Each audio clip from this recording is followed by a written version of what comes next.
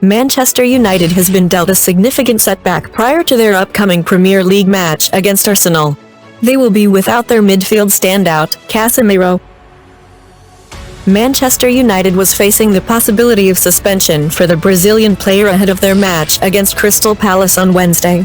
Both Casemiro and Fred had accumulated 4 yellow cards each before the game. Casemiro began the game and once again put in a strong performance for United. He was dominant. However, late in the second half, the midfielder made a challenge and received a yellow card, bringing his total to 5. The rule regarding 5 yellow cards means that Casemiro is now suspended for Manchester United's match against Arsenal on Sunday. The game was already going to be challenging, but the loss of the midfielder now presents an even greater challenge. It's worth noting, however, that during United's victory against Arsenal at home earlier in the season, Casemiro did not come in until the 80th minute.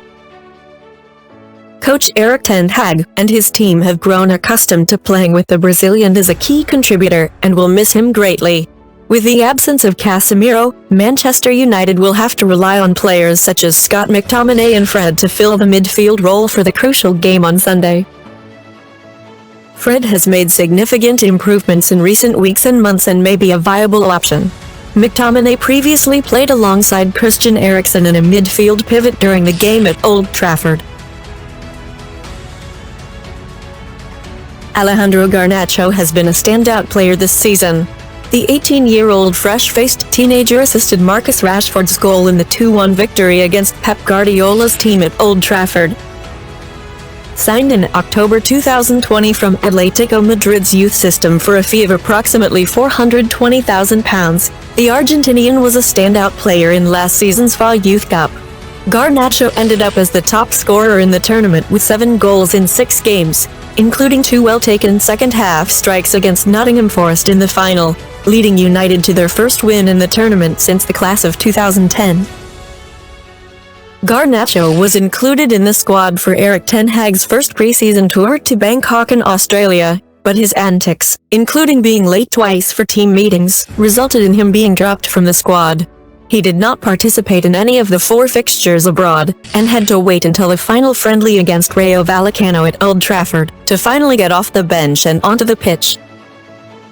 This tough love seems to have paid immediate dividends, as Garnacho has flourished in recent months, often providing the solution when his team needed it most.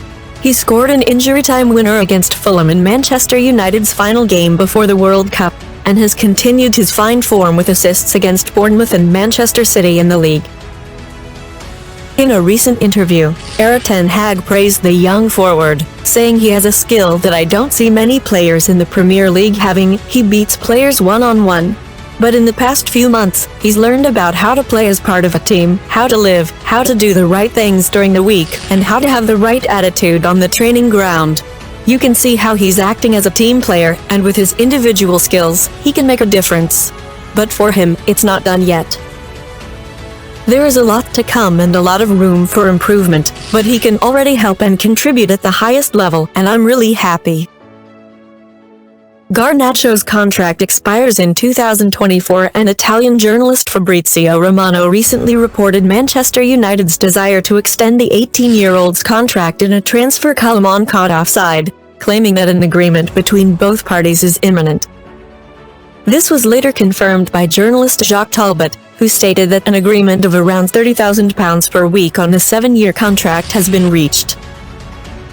Despite interest from clubs like Real Madrid and Juventus, Manchester United will make every effort to keep their prodigy at Old Trafford, in the hope that he can become a key figure in future campaigns and lead them to success once again.